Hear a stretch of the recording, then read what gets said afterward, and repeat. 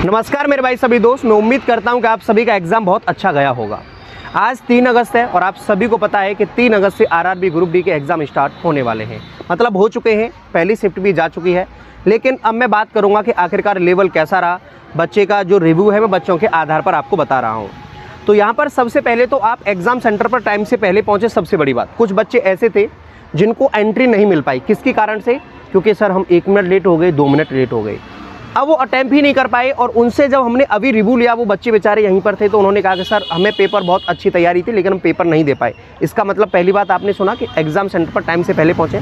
16 दिन आपका एग्ज़ाम चलेगा पूरा इंक्लूडेड, 3 अगस्त से लेकर 25 अगस्त तक। क्योंकि पहले 3 अगस्त से 21 अगस्त तक एग्ज़ाम थे, लेकिन अब आपके 25 अगस्त तक एग्ज़ाम है। दूसरी बात एक और कि यहाँ पर पेपर का लेवल ईजी टू मॉडरेट है, जो अभी के आधार पर मैं आपको बता रहा हूँ। हो सकता है कि आगे जाके कुछ पैटर्न चेंज हो।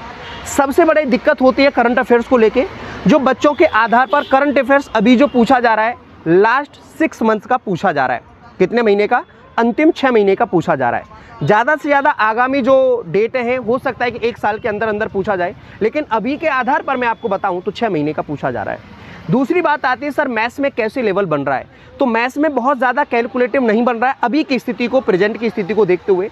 मतलब आपने बेसिक चीज़ें कर रखी हैं, बेसिक चीज़ें कर रही हैं तो आप बहुत अच्छा खासा अटेम्प्ट कर पाओगे। मतलब अब दूसरी बात आती है रीजनिंग को लेके। रीजनिंग में भी बहुत ज़्यादा कठिन क्वेश्चन नहीं पूछे जा रहे हैं, वही जो हमारे पास प्रीवियस ईयर बेस्ड क्वेश्चन है, मतलब PYQ जिसको हम बोलते हैं, उसी के आधार पर अभी मेरे भाई एग्ज़ाम बन रहा है। मतलब उसी के आधार पर प्रश्न आ रहे हैं।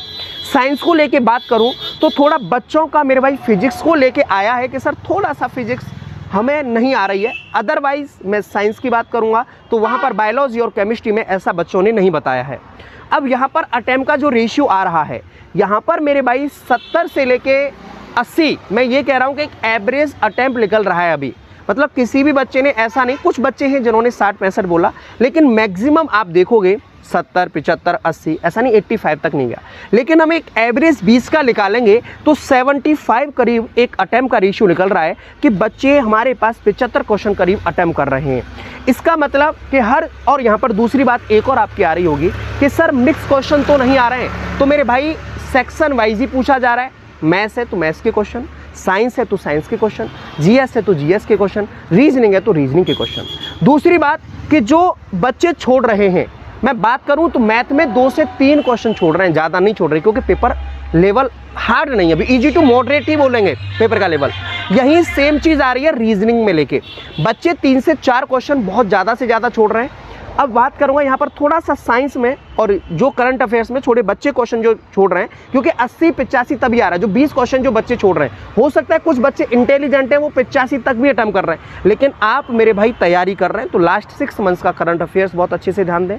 और अभी आप मेरे भाई PYQ लगा रहे हैं तो अपना अटेम्प्ट रेशियो ये देखें कि मेरा 75 के आसपास में अटेम्प्ट कर पाऊँ, और जो आपने पढ़ा है उसी का रिवाइज करें और बेसिक चीज़ें एक बार ढंग से देख लें, ज़्यादा हार्ड की तरफ ना जाएँ। और आप सभी के लिए ऑल द बेस्ट, क्योंकि एग्ज़ाम अभी 1 दिन नहीं 16 दिन आपके पास एग्ज़ाम है, आप सभी को पता है। तो मैं आपसे बस यही चीज़ कहूँगा, पढ़ते रहेंगे। मैंने जो बताई है सारी चीज़ें बच्चों के आधार पर जो एग्ज़ाम सेंटर पर पहुँचा, और बाद बाकी देखते हैं आगे कैसे कैसे लेवल बढ़ता है। लेकिन अभी यही है तो तैयारी करते रहे। 75 करीब किसके अटेम्प्ट आ रहे हैं एक बार कमेंट बॉक्स के माध्यम से बता देंगे। आप सभी के लिए all the best. Thank you so much.